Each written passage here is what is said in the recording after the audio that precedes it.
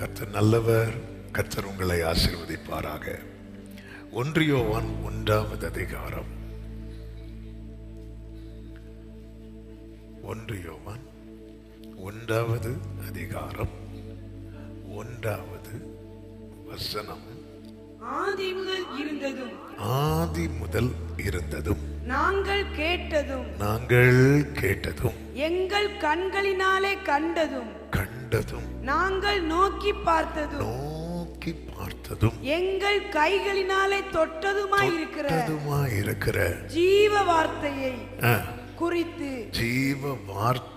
குறித்து உங்களுக்கு அறிவிக்கிறோம். அந்த ஜீவ வார்த்தை நம் ஆண்டவராகிய இயேசு கிறிஸ்து. 2வது வசனத்திலே யோவான் இப்படி சொல்லுகிறார், அந்த ஜீவன் வெளிப்பட்டது என்று சொல்லப்பட்டிருக்கிறது. யோவான் சுவிசேஷத்திலே சொல்லப்பட்டிருக்கிறது, ஆதியிலே வார்த்தை இருந்தது, அந்த வார்த்தை தேவனிடத்தில் இருந்தது, அந்த வார்த்தை தேவனாய் இருந்தது, அந்த வார்த்தை மாம்சமாகி இறங்கி வந்தது.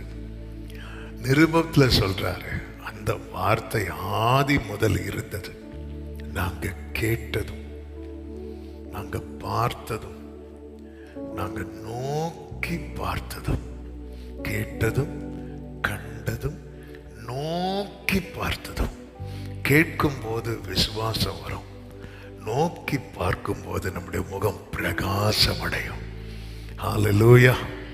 அது மட்டுமல்ல, அடுத்த ஒரு அனுபவத்தை இங்கே யோவான் சொல்லுகிறார். இந்த முதல் 2 அனுபவம் மேக்சிமம் தேவனை ஆராதிக்கிற எல்லா தேவ பிள்ளைகளும் அனுபவித்திருப்போம்.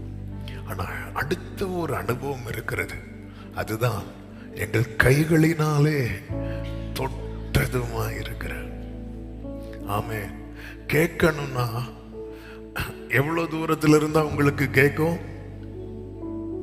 சில காதுகள், அதுவும் பெண்களுக்கு காதின் விசேஷம், அடுத்த வீட்டில் நடக்கிறது கூட கேட்கும். வேற என்ன சொன்னாலும் கேட்காது. பாருங்க, இந்த ஈசாக்கு ஏசாவை கூப்பிட்டு சொல்லுவார்ல, நீ போய் ஒரு மிருகத்தை காட்டில் போய் வேட்டையாடி கொண்டு வான். அந்த சத்தம் யாக்கோவுக்கு கேட்கல, ஆனால் யாருக்கு கேட்டு தெரியுமா? கிருபை பெற்ற காதுகளுக்கு கேட்டது. அதனால பார்த்து எடுத்து பேசுங்க. ஆமா, கேட்கறதுக்கு ஒரு டிஸ்டன்ஸ்ல இருந்தா கேட்கும். இப்போ நான் பேசுறது பின்னாடி இருக்கிறவங்களும் கேட்குது. மைக் வச்சு ஆன்லைன்ல எங்கேயோ இருந்து பார்க்குறாங்க, அங்கே இருந்தாலும் கேட்குது. அமெரிக்காலேருந்து பார்க்குறவங்களுக்கும் கேட்குது, ஆப்பிரிக்காலேருந்து பார்க்குறவங்களுக்கும் கேட்குது. கேட்கறதுக்கு ஒரு தூரத்தில் இருந்தால் கேட்கும், பார்க்கறதுக்கு அதுவும் ஒரு தூரத்தில் இருந்தால் பார்த்துடலாம். ஆனால் தொடணும்னா ஆன்லைனில் தொட முடியாது, தூரத்தில் இருந்தாலும் தொட முடியாது. அது பக்கத்தில் வந்தாதான் தொட முடியும். ஹல்லேலூயா. நாங்கள் இப்படி தள்ளியே இருந்துட்டு இல்லை, இதை எக்ஸ்பீரியன்ஸ் பண்ணணும். நாங்கள் எங்கள் கைகளினாலே தொட்டதுமாயிருக்கிற தொடணும்.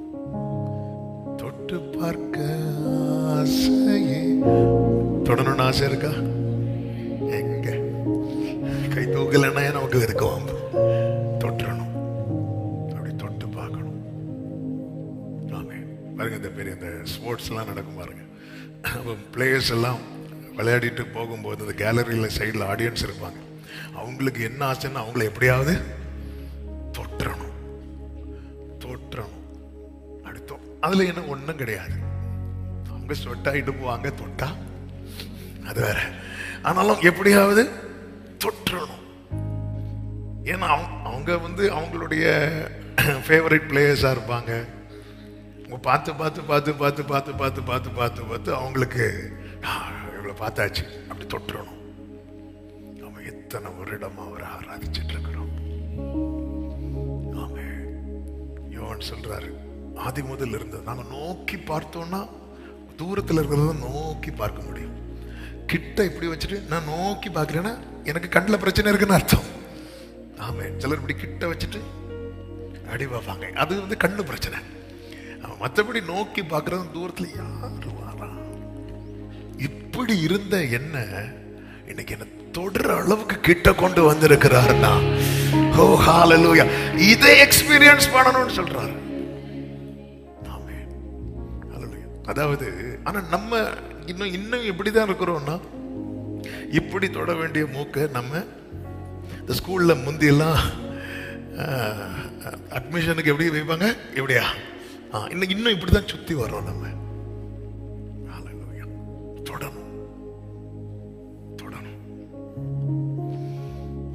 அப்போஸ்தலர் 17:27 பவுல் சொல்லுகிறார், நானே வாசிக்கிறேன். பவுல் சொல்ற, இங்க பாருங்க, கர்த்தராகிய தம்மை அவர்கள் தடவியாகிலும் கண்டுபிடிக்கத்தக்கதாக, க்ளோரி, ஹalleluya, தடவியாகிலும் கண்டுபிடிக்கத்தக்கதாக தம்மை தேடும்படி அப்படி செய்தார். அடுத்த வார்த்தை, அவர் நம்மில் ஒருவருக்கும் தூரமானவர் அல்ல. கைகளை உயர்த்தி ஹalleluya.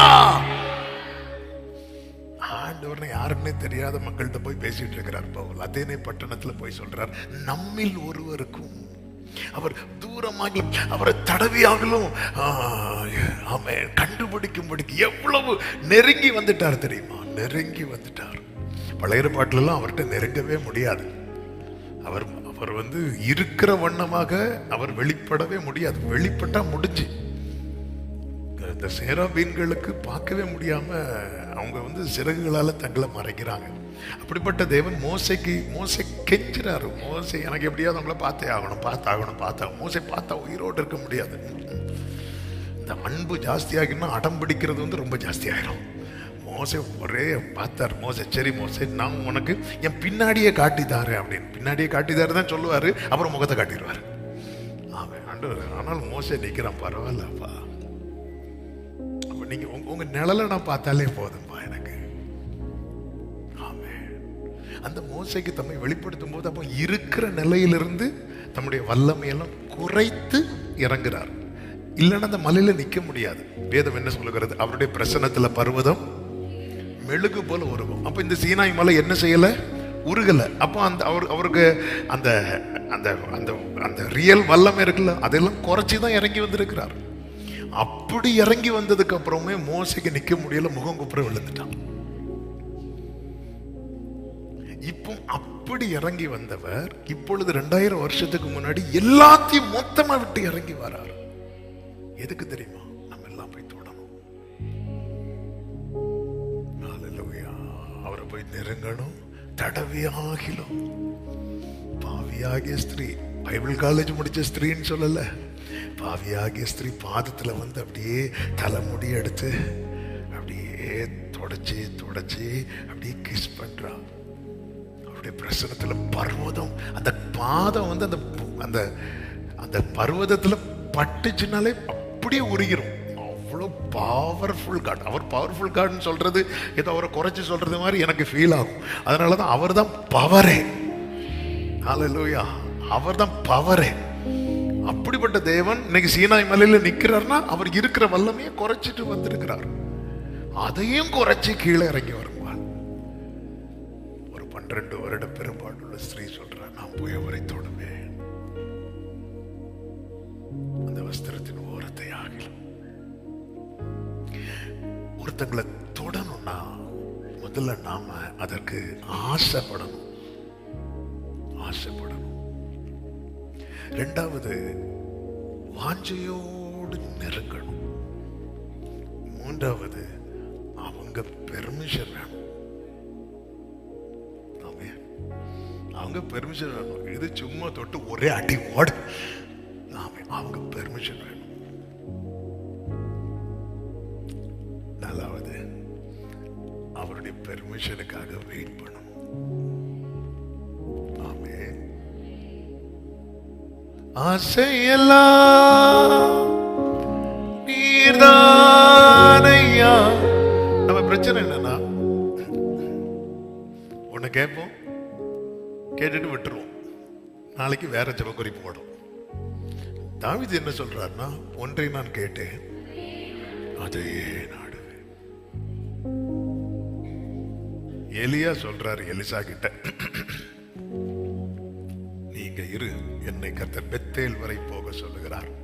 எலிசாவுக்கு விஷயம் பிடி கிடைச்சிட்டு ஏதோ ஒரு சம்பவம் நடக்க போகுது. அப்போ எலிசா வந்து அதை மட்டும் என்கிட்ட சொல்லாதீங்க, நான் என்ன வந்தாலும் உங்க கூட தான் வருவான். உறுதியா இருக்கிறான், அவன் உறுதியா இருக்கிறான். ஒரு காரியத்துல நம்ம உறுதியா பிடிவாதமா இருப்போம்னா அந்த காரியத்தை நம்ம அடைஞ்சிரும். ஆனா எந்த காரியத்துல உறுதியா இருக்கிறோம், எந்த காரியத்துல பிடிவாதமா இருக்கிறோம், இது ரொம்ப முக்கியம். பூமிக்குரிய காரியத்துல பிடிவாதமா இருக்கிறோமா, தேவனுக்கு அடுத்த காரியத்துல பிடிவாதமா இருக்கிறோமா? ஆமே, ஆசைப்படணும். ஆண்டவரே கிருபையா, ஆண்டவர் உங்களை அந்த ஒரு ஒரு ஒரு ஒரு ஒரு 12 வருட பெரும்பாடுள்ள ஸ்திரீக்கு உங்களை நெருங்கி தொட முடியுதுப்பா. அவ வந்து உங்களை சொந்த ரட்சகரா ஏற்றுக்கொள்ளல. அவளுடைய பிலீஃப் வந்து என்ன, இயேசு கிட்ட போன அற்புதம் கிடைக்கும், இது ஒண்ணுதான். அவ உங்களை அப்பானும் கூப்பிடல, பிள்ளையும் ஆகல. ஆனா இன்னைக்கு எங்களுக்கு அதை விட மேன்மையான ஒரு உறவை தந்திருக்கிறீர். ஆனா இன்னும் என்ன ஆசை வர மாட்டேங்குது அப்படின்னா, அவரை தொடணும் அப்படிங்கிற ஒரு ஆசை. இந்த ஆசை நம்ம அவரிடத்துல கொண்டு போயிடும். இயேசுவை தொடணும் அப்படின்னு சொல்லிட்டு கொஞ்சம் சின்ன பிள்ளைங்களை கூட்டிட்டு வருவாங்க. இயேசுவை தொடணும் அப்படின்னு சொல்லிட்டு சின்ன பிள்ளைங்களை கூட்டிட்டு வருவாங்க. ஆமென், கர்த்தருக்கு மகிமை உண்டாவதாக. அப்போ அவங்கள யார் தடுப்பாங்க அப்படின்னா, எல்லாரும் தடுப்பாங்க. அது யாருக்கு விசனமாச்சு தெரியுமா? இயேசுக்கு. இயேசு விசனப்பட்டு அப்படின்னு இருக்கும் பைபிள். அவருக்கு அது கஷ்டமாயிட்டு. ஆமே. ஆனா இந்த சின்ன பிள்ளைங்களை கொண்டு வந்தவங்களை பார்த்தீங்கன்னா, இவங்க தடுக்கிறாங்கன்னு சொல்லிட்டு திரும்பி போகல, அங்க இருக்கிறாங்க.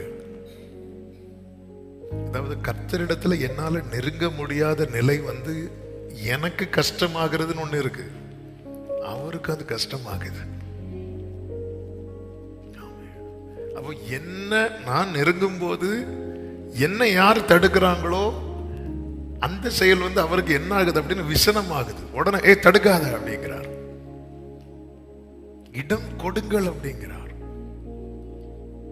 இந்த பிள்ளைங்க வந்தது இயேசுவை தொடுறதுக்கல்ல, இயேசு அவர்களை தொடுவதற்கு, சிறு பிள்ளைகளை தொடுவதற்கு, இயேசு அவர்களை தொடுவதற்கு. சிறு பிள்ளைகள் என்னிடத்தில் வருகிறதற்கு இடம் கொடுங்கள், அவர்களை தடை பண்ணாதிருங்கள் என்று சொல்லி 15வது வசனம், அவர்கள் மேல் கைகளை வைத்து, மார்க் சுவிசேஷத்தில் இருக்கும், அவர்களை அணைத்து கொண்டு. அந்த ரெஃபரன்ஸ் எடுத்தா போடுறீங்களா? மார்க் 10:16, அது 14 இருந்து போடுங்க. மார்க் 10:14. இயேசு அதை கண்டு விசனம் அடைந்து, அவருக்கு ரொம்ப சங்கடம் ஆயிட்டு, ஏன் இப்படி தடுக்கிறாங்க, இருக்கட்டும் 6. விசனம் அடைந்து, சிறு பிள்ளைகள் என்னிடத்தில் வருகிறதற்கு இடம் கொடுங்கள், அவர்களை தடை பண்ணாதிருங்கள் அப்படி சொல்லிட்டு அடுத்த வசனத்துல, ஆம், எவனாகிலும் இந்த சிறு பிள்ளையை போல ஏற்றுக்கொள்ளாவிட்டால் அதில் பிரவேசிப்பதில்லை என்று உங்களுக்கு மெய்யாகவே சொல்லுகிறேன் என்று சொல்லி அவர்களை அணைத்து கொண்டு, க்ளோரி, அவர்கள் மேல கைகளை வைத்து. ஆண்டவர் இதை விரும்புகிறார். இன்னைக்கு உலக அரவணைப்புக்காக ஏங்கிட்டு இருக்கிறோம். உன்னதர் கையை நீட்டி வெயிட் பண்ணிட்டு இருக்கிறார். ஒரு சிலுவையில கூட அணைக்கிறதுக்காகவே, அணைக்கும் கரங்களிலே ஆணிகளா சுவாமி, என்ன அணைக்கிறதுக்காக கையை நீட்டினார், பிடிச்சு அடிச்சுட்டாங்க. நினைத்து பார்க்கையிலே நெஞ்சம் உருகுதம், அவர் அணைக்க. அப்ப இங்க ஒரு காரியத்தை சொல்றேன். அப்ப அவர் என்ன தொடணும்னு நினைக்கிற அனுபவம் வந்து ஒரு சின்ன பிள்ளையின் அனுபவம். நான் அவரை தொடணும்னு நினைக்கிற அனுபவம் இருக்குல்ல, அதான் வளர்ந்த பிள்ளையின் அனுபவம். ஹல்லேலூயா. அவர் என்ன தொடணும், அவர் என்ன தொடணும், அவர் என்ன தொடணும், அது ஒரு சிறு பிள்ளை. அவர் என்ன தொடணும்னு நினைக்கிற அனுபவம். அப்போ அடுத்த ஸ்டேஜ் இருக்குல்ல, நான் அவரை தொடணும். ஆமே, நான் அவரை தொடணும். இயேசுவை தொட்ட 3 அனுபவங்களை வேதத்திலிருந்து சொல்லி நான் ஜெபிக்கிறேன். ஒன்று, அந்த பெரும்பாடுள்ள ஸ்திரீ இயேசுவை நெருங்கி தொடுவாள். எதற்கு தெரியுமா?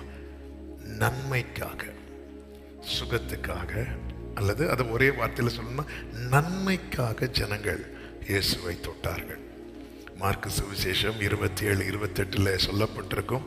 இயேசுவை குறித்து கேள்விப்பட்டு நான் அவருடைய வஸ்திரங்களையாகிலும் தொட்டால் சுஸ்தமாவேன் என்று சொல்லி ஜனக்கூட்டத்துக்கு உள்ளே அவருக்கு பின்னாக வந்து அவருடைய வஸ்திரத்தை தொட்டாள் என்று சொல்லப்பட்டிருக்கிறது. நன்மைக்காக தொடுகிற ஒரு கூட்டம் இருக்கிறது. நன்மைக்காக, நன்மைக்காக தொடுவாங்க, தப்பு கிடையாது. ஆனா நன்மைக்காக மட்டும் தொடுகிறது இருக்கு தெரியுமா, அது தப்பு. சிலர் பார்த்துருக்கீங்களா, சும்மா பேசவே மாட்டாங்க, ஆனா அவங்களுக்கு தேவைன்னு வரும்போது பிரைஸ் தி லார்ட் அப்படிவாங்க. இனி அடுத்த பிரைஸ் லார்ட் எப்போ கேட்கலாம் தெரியுமா? அடுத்த தேவை வரும்போது. அப்போ அந்த பிரைஸ் லார்ட்னு சொல்லும் போதே நமக்கு தெரியும் இவங்க எதுக்கு பிரைஸ் லார்ட் சொல்றாங்க அப்படின்னு. மார்க் 6:56. இப்போ இதுக்கு முன்னாடி இந்த பெரும்பாடுள்ள ஸ்திரீ மேட்டர் சொன்னது மார்க் 5. இந்த விஷயம் எல்லாருக்கும் ஸ்ப்ரெட் ஆயிட்டு, ஸ்ப்ரெட் ஆனதும் இப்போ எல்லாருக்கும் என்ன ஆசை தெரியுமா? இயேசு என்ன செய்யணும்? தொடணும். 56வது வசனத்தை பாருங்கள். அல்லாமலும் அவர் பிரவேசித்த கிராமங்கள், பட்டணங்கள், நாடுகள் எவைகளோ அவைகளின் சந்தை வழிகளிலே வியாதிக்காரரை வைத்து அவருடைய வஸ்திரத்தின் ஓரத்தை ஆகிலும் அவர்கள் தொடும்படி உத்தரவாக வேண்டும் என்று அவரை, அவன் பெர்மிஷன் அவசியம், அனுமதி அவசியம். ஆண்டவரே எனக்கு உங்களை தொடணும், ஆண்டவரே தொடணும், ஆண்டவரே எனக்கு எப்படியாவது உங்களை தொடணும் அப்படி சொல்லும் போது ஆண்டவர் சொல்லுவாரு, உன் பேரில் உன் சகோதரனுக்கு ஒரு குறை இருக்கிறது, நீ முதல்ல அங்க போய் காம்ப்ரமைஸ் ஆயிட்டு வா, அதுக்கப்புறம் என்ன தொடலாம். அப்படி ஆண்டவரே எனக்கு உங்களை தொடவே தேவையில்லை, ஆண்டவரே பாய், ஆண்டவரே ஆமே.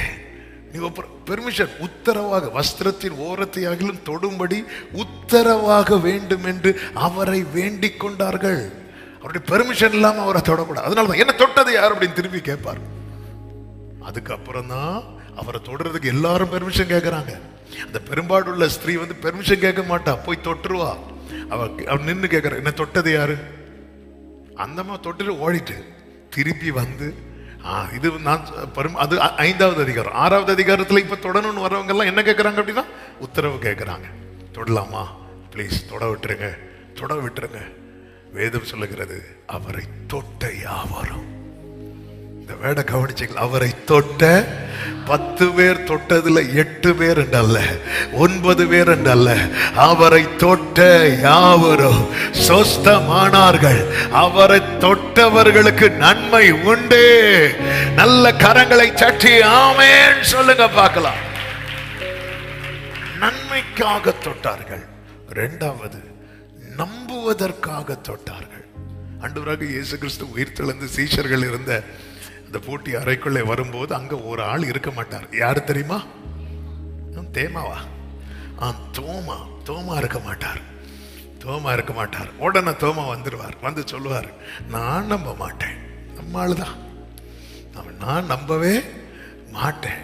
நான் நம்பணும்னா நான் அவரை தொடணும்.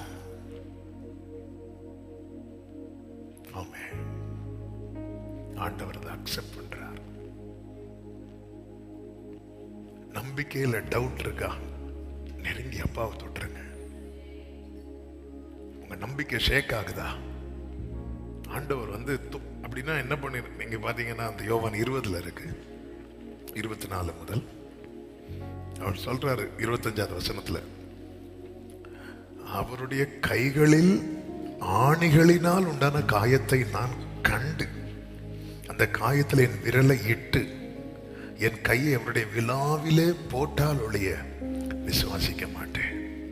மறுபடியும் 8 நாளைக்கு பின்பு அவருடைய சீஷர்கள் வீட்டுக்குள்ளே இருந்தார்கள். தோமாவும் அவர்களுடனே கூட இருந்தார். கதவுகள் பூட்டப்பட்டிருந்தது. இயேசு வந்து நின்று உங்களுக்கு சமாதானம் என்றார். பின்பு அவர் தோமாவை நோக்கி, நீ உன் விரலை நீட்டி என் கைகளை பார், உன் கையை நீட்டி என் விலாவிலே போடு, அவிசுவாசியாயிராமல் விசுவாசியாய் இரு என்றார். ஆண்டவர் தொட அனுமதிக்கிறார். எதுக்கு தெரியுமா? நீ அவிசுவாசியா இருக்கக்கூடாது, அவிசுவாசியா இருக்கக்கூடாது. நீ தொடு, நீ தொடு. ஹல்லேலூயா. பிரியமான கர்த்தருடைய பிள்ளைகளே, ஒரு சுகத்துக்காக, பலனுக்காக, நன்மைக்காக வேணும்னு நீங்க ஃபீல் பண்றீங்களா? நெருங்கிருங்க. உங்க விசுவாசம் ஷேக் ஆகுதா? நெருங்கிருங்க. அவர் தொடுறதுக்கு அனுமதிக்கிறார். நான் விசுவாசியா இருக்கக்கூடாது என்பதற்காக தொட அனுமதிக்கிறார். இதே கர்த்தர், இதே தேவன் உயிர்த்தெழுந்த அன்று மரியாள் தொட வரும்போது இயேசு சொல்றார், அவளை பார்த்து, என்ன நீ தொடாத அப்படிங்கிறார். நான் இன்னும் என் பிதாவினிடத்திற்கு போகவில்லை. அப்பொழுது அவர் கைகளில் ஆணி, இது காயங்கள் தெரியவில்லை. தெரிந்திருந்தா கண்டுபிடிச்சிருப்பார் கைகள்ல. ஏன்னா அவளுக்கு அவரை யாருன்னே தெரியல. அப்போ இவன் தொடுறதுக்காக அந்த பாடுகள் அப்படியே அவனுக்கு காண்பிக்கிறார். கைகளில் காயம், விழாவில். ஏன்னா அவனுக்கு அப்பதான் விசுவாசம். விழாவில் காயத்தை பார்த்தா போதாதான், காயத்துக்குள்ள கையை விட்டு பார்க்கணுமா? ரெடி அவர். வா, நீ நம்பணும். நீ என்ன தோடு, நீ என்ன தோடு. அவன் அழுறான், ஆண்டவரே, ஆண்டவரே நம்புறேன்ப்பா, ஆண்டவரே என் தேவனே அப்படின்ட்டான். நம்புறதுக்காக, நன்மைக்காக தொட்டாங்க, நம்புவதற்காக தொட்டாங்க. இனி ஒருவன் இயேசுவை தொட்டான். அவன் நன்மைக்காகவும் தொடல, அவன் நம்புறதுக்காகவும் தொடல, அவன் அன்புக்காக தொட்டான். அவன் தான் யோவான். வேதம் சொல்லுகிறது, யோவான் சுவிசேஷம் 13வது அதிகாரம் அதனுடைய 23, 24, 25 வசனங்களிலே, அந்த சமயத்தில் அவருடைய சீஷரில் இயேசுவுக்கு அன்பானவனாய் இருந்த ஒருவன் இயேசுவின் மார்பில் சாய்ந்து கொண்டிருந்தான் என்று சொல்லப்பட்டிருக்கிறது. பந்தியில எல்லாரும் முதன்மையான இடத்தை பிடிக்க சண்டை போட்டுட்டு இருக்கும் போது ஒருவன் நெருங்கி வந்து அந்த ராக்காலம் அப்படியே உட்கார்ந்தான், அப்படியே சாஞ்சிட்டான். ஹல்லேலூயா. இவன் எதிர்பார்க்கிறதெல்லாம் ஒண்ணே ஒண்ணுதான், அன்பு. எனவேதான் அன்பை குறித்து அதிகமாய் கர்த்தர் இந்த யோவானை கொண்டே எழுத வைத்தார். இவனை கொஞ்சம் ஸ்பெஷலா ட்ரீட் பண்ண ஆரம்பித்தார். ஆமென். நன்மைக்காகவும் நம்புவதற்காகவும் நெருங்கி வருகிற கூட்டத்தின் நடுவில் அந்த அறிவு கெட்டாத அன்பின் நீளம், அகலம், ஆழம், உயரம் என்னதென்று அறிந்து கொள்வதற்காக, அப்பா இதோ நான் உம்மண்டை வந்து நிற்கிறேன் ஆண்டவரே, உம் மார்பிலே சாய்ந்து இருக்கிறேன் ஆண்டவரே. ஹல்லேலூயா, ஹல்லேலூயா, ஹல்லேலூயா. இயேசுவின் மார்பில் நான் சாய்ந்து, அதாவது நன்மைக்காகவும் நம்புறதுக்காகவும் நெருங்கி வர இந்த இதுல நம்ம இருக்கிறோம். ஆனா அன்புக்காக, அந்த அன்பை நான் இன்னும் அறியணும். இப்படிப்பட்டவனால சிலுவையை மறுதலிக்க முடியாது. சிலுவைக்கு முன்னாக யோவான் நிக்கிறான், அவனால மறுதலிக்க முடியாது.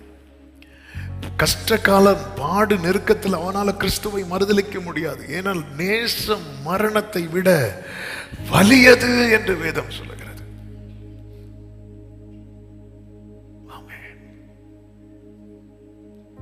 அவன் சாய்ந்து அந்த சமயத்தில், எந்த சமயத்தில், அந்த சம்பவம் நமக்கு நன்றாய் தெரியும். அதனுடைய 18வது வசனத்துல இயேசு சொல்லுவா, வேத வாக்கியம் நிறைவேறத்தக்க என்னுடனே அப்பம் புசிக்கிறவன் என் மேல் தன் குதிகாலை தூக்கினான். அது நடக்கும் போது நானே அவர் என்று நீங்கள் விசுவாசிக்கும் பொருட்டு இப்பொழுது அது நடப்பதற்கு முன்னே உங்களுக்கு சொல்லுகிறேன். இப்படி எல்லாம் சொல்லிட்டு 21வது வசனத்துல இயேசு சொல்லுவார், உங்களில் ஒருவன் என்னை காட்டி கொடுப்பான். எல்லாருக்கும் பயம் வர ஆரம்பிச்சிட்டு, ஒருவரை ஒருவர் நோக்கி பார்த்தார்கள் என்று பைபிள்ல இருக்கு. ஒருவரை ஒருவருடைய பார்க்கிறாங்க. பேதுரு யாக்கோபை பார்த்து நீயா அப்படின்னு கேட்கிறான். யாக்கோபு சொல்ல நான் கிடையாது, மேக்சிமம் நீயா இருக்கிறதா வாய்ப்பு இருக்கு.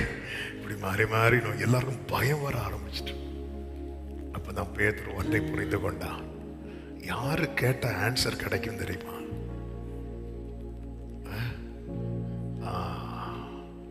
அவன்தான் ஸ்பெஷல். ரேங்க் போடும்போது பேதுரு நம்பர் 1, சீனியாரிட்டி படி அந்திரேயா நம்பர் 1. ஆனா அந்த இந்த மாதிரி சிச்சுவேஷன் வரும்போது யாரு தான் நம்பர் 1 தெரியுமா? அவர்கிட்ட யார் நெருங்கி இருக்கிறானோ அவன் தான் நம்பர் 1. நெருக்கம் வரும்போது, கஷ்டம் வரும்போது இயேசுவை யார் ரொம்ப நேசிக்கிறானோ அவன் தான் நம்பர் 1 இருப்பான். ஹல்லேலூயா, ஹல்லேலூயா. அவனுக்கு ஸ்தானங்கள் தேவை கிடையாது, அவனுக்கு அதிகாரம் தேவை கிடையாது, பெயர் புகழ் தேவை கிடையாது. அவனுக்கு தேவை ஒன்னே ஒண்ணுதான். ஹல்லேலூயா, ஹல்லேலூயா. அவர் மார்பில் சாய்ந்து அவரை நெருங்கி அவரை தொட்டுட்டே இருக்கணும். அவ்வளவுதான், அவரை தொட்டுட்டே இருக்கணும். அப்பொழுது 24வது வசனத்துல பேதுரு வந்து அவங்கிட்ட சைகை காட்டுகிறான். யாரை குறித்து சொல்லுகிறார் என்று விசாரிக்கும்படி சீமோன் பேதுரு அவனுக்கு சைகை காட்டினான். அவனுக்கு நான் யாருக்கு? யோவானுக்கு. அப்ப பேதுருக்கு நல்லா தெரியுது, இவன் கேட்டா அவரால் சொல்லாம இருக்க முடியாது. நம்மை சுற்றிலும் இருக்கிறவர்களுக்கு தெரியணும், இவன் கேட்டா அவரால் பதில் சொல்லாம இருக்க முடியாது. இவன் கேட்டா அவர் நிச்சயம் சொல்லுவார். இந்த நம்பிக்கையை கொடுக்கணும்னா நீங்க தலைகீழ 2 நாள் ஃபாஸ்டிங் இருக்கணும்னு பைபிள்ல சொல்லல. நீங்க அவரோடு நெருங்கி இருக்கணும். அப்போ அவன் கேட்கிறான், ஆண்டவரே. அந்த சமயத்துல அவர் மார்பில் சாய்ந்திருந்தவன் கேட்கிறான், ஆண்டவரே. எப்படி கேட்கிறான்? இயேசுவின் மார்பில் சாய்ந்து கொண்டே, ஆண்டவரே அவன் யார்? இயேசு பிரதியுத்தரமாக என்று சொல்ல, ஜீசஸ் ஆன்சர்ட் என்று சொல்லப்பட்டிருக்கிறது. மார்பில் சாய்ந்திருக்கிறவனுக்கு ஆன்சர் கிடைக்கும். ஒரு ஆமென் சொல்லுங்க பார்க்கலாம். நிறைய காரியத்துக்கு ஆன்சர் இல்லை. இன்னும் ஆன்சர் வேணுமா? கிளம்புங்க, மீட்டிங் முடியல, நெருங்குங்க. அவன் மார்பில் சாய்ந்து இப்ப கேளுங்க, ஆன்சர் கிடைக்கும். இயேசு நடந்து போயிட்டு இருக்கும்போது ஒரு கானானிய ஸ்திரீ தூரத்தில் இருந்து, தாவீதின் குமாரனே, என் பிள்ளைக்கு இறங்குங்க, இறங்குங்க, என் பிள்ளை கஷ்டப்படுறா. ஆன்சரே இல்லை. அவ வந்து அவர் பாதத்தில் விழுந்தா, ஆன்சர் கிடைக்குது. Jesus answered. பதில் கிடைக்கும். நன்மை கிடைக்கும், நம்பிக்கை கிடைக்கும், பதில் கிடைக்கும். நெருங்குங்கள். தொட முடியுமா? முடியும். அவர் நமக்கு தூரமானவர் அல்லவே. ஹல்லேலூயா. வீட்டிலும் ஊரிலும் செல்லும் இடமெங்கும் சோதனை வந்திடில் கர்த்தர் காத்திடும். மேசியா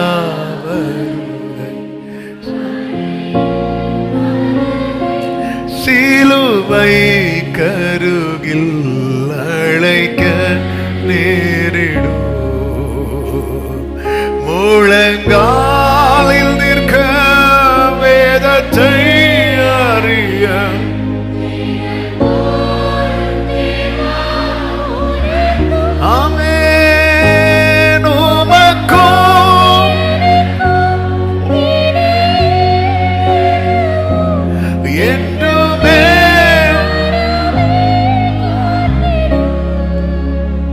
தரிசனமாய் ஆண்டவர் இந்த நாளிலே பேசுகிறார். பதில் இல்லாம இருக்கிறீங்க சில காரியத்துக்கு, ஆண்டவர் பதில் தர ரெடியா இருக்கிறார்.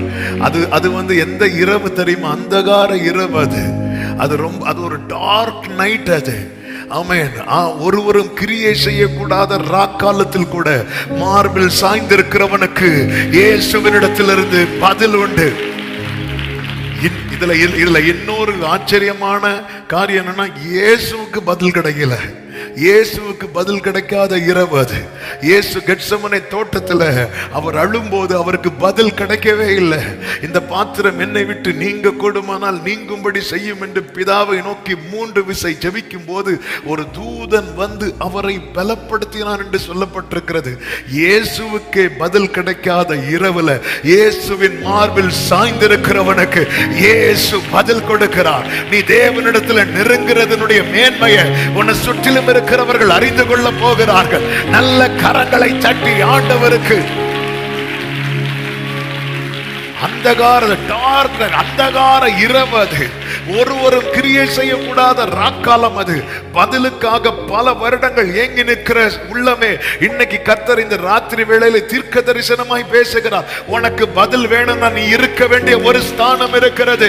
அவர் அருகில், அவர் சமீபமாய், அவர் தடவியாகிலும் அவரை கண்டடையும்படி அறிந்து கொள்ளும்படிக்கு இயேசுவின் மார்பிலே.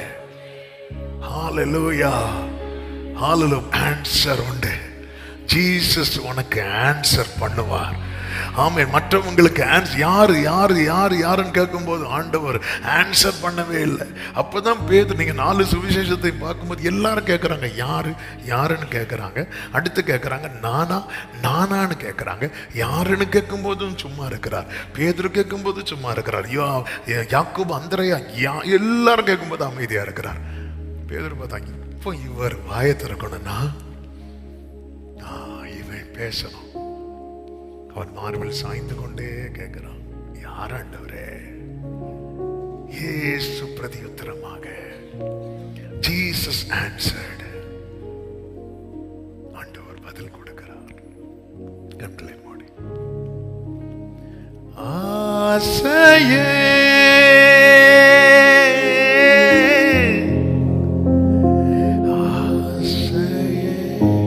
முழங்கால் படிக்கிட்டு,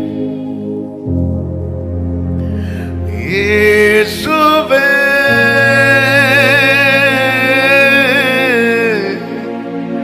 இயேசுவே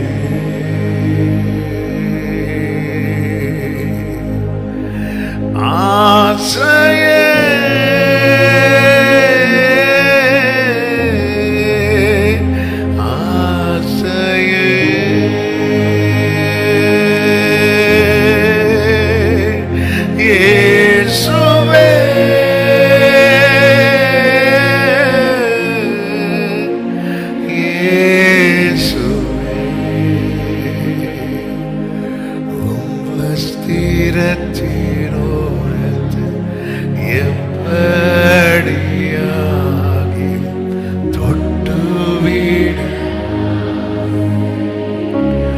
பாதத்தை பிடிச்சு உங்க பாதத்தை கண்ணீரால நனைச்சு 2 கைகளை உயர்த்தி, அந்த யோவான் ஆன்சருக்காக சாஞ்சிருக்கல, அவன் சாஞ்சிருக்கிறான். அவனுக்கு ஆன்சர் கிடைக்கிது. ஏதோ ஒண்ணு மனசுல வச்சுட்டு நெருங்காதீங்க, அவரை மனசுல வச்சுட்டு நெருங்குங்க. ஆண்டவன்கிட்ட நெருங்குங்க. ஒரே டைம் உலக பொருளுக்கும் உன்னதருக்கும் சேவை செய்ய முடியாது. உங்க மனசுல என்ன இருக்கிறது? உங்க பொக்கிஷம் எங்கேயோ அங்க உங்க இருதயம் இருக்கும். நீங்க ஜீசஸ பொக்கிஷமா, ட்ரெஷரா பாருங்க. precious treasure. Jesus is my precious treasure. அவர் அப்படி பாருங்க. உங்களுக்குள்ள ஒரு ஆசை வரும், ஒரு ஏக்கம் வரும், ஒரு விருப்பம் வரும், நெருங்கணும். அப்ப உங்க கண்ணுக்கு சிலுவை தெரியாது, அந்த முட்கிரீடம் தெரியாது. உங்க கண்ணுக்கு இயேசு மட்டும்தான் தெரியும். அந்தகாரம் தெரியாது, இருள் தெரியாது, இயேசு மட்டும்தான் தெரிவா. உடரபா லபா கரபா சந்தரலரா ஆசையே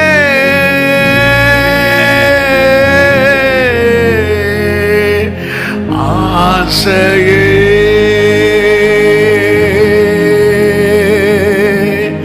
இயேசுவே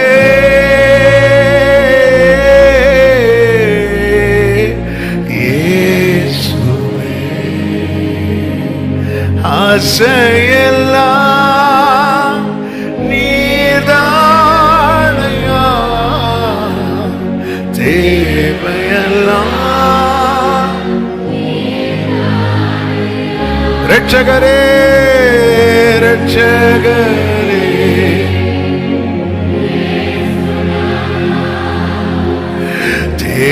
தேவையெல்லாம் நீர்தான்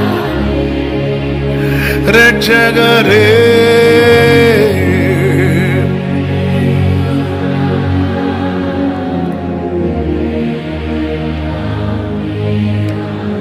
ஒரு நிமிஷம் கவனிங்க.